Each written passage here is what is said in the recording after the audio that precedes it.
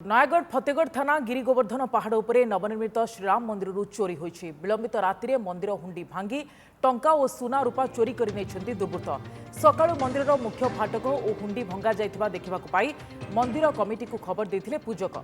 एने मंदिर कमिटी पक्षरु फतेगढ़ थाना रे एतला दिया जाइछि। घटनास्थल रे पुलिस पहुंची तनाघना आरंभ करिछि। राकेश चंद्र पाढ़िया प्रतिनिधि अधिक सूचना फोन लाइन रही। राकेश, फतेगढ़ राम मंदिर चोरी एवं एबे पुलिस पहुंची तनाघना आरंभ करिछि। कौन एपर्यंत जानिबा को पाइलानी पुलिस एवं पाखापाखि केते टंका हुंडी रे रही थाई पारे एवं जहा चोरी होइछि एवं केते सुना गहना चोरी होइछि तार किछि आकलन करि पारुछि कि पुलिस?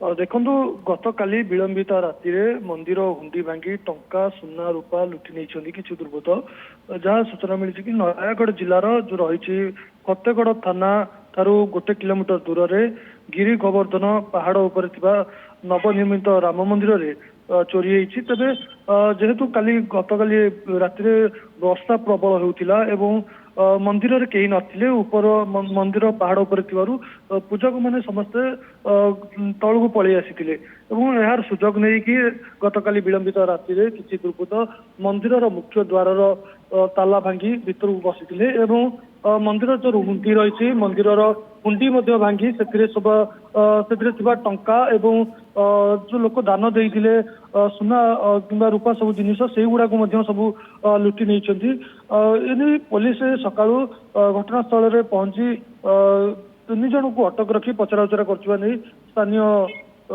पुलिस सूचना देछि। एवं जो मंदिर पूजक जाइए प्रथम देखी प्रथम मंदिर ताला भंगा जाइला एवं से भीतर को जाई देखला बेलू अन्य सब सामग्री चोरी होइतिबा नहीं जानिया परे मंदिर कमिटी मेंबर मानू जनइथिले परे एनै थाना रे घटना परे थाना रे एतला दिया जाइतिला एवं पुलिस आसी तनाघना करूछि एवं 3 जन को अटक रखी पचरा उचरा करूछि। धन्यवाद राकेश अधिक सूचना पाए।